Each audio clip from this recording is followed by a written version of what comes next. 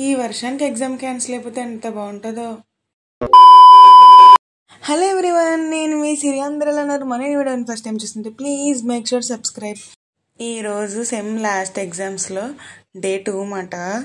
ఈ ఎగ్జామ్ అసలు ఏం చదివానో ఏం రాస్తానో నాకు అసలు ఏం తెలీదు. బట్ చాలా కాన్ఫిడెన్స్కి వెళ్తున్నాను.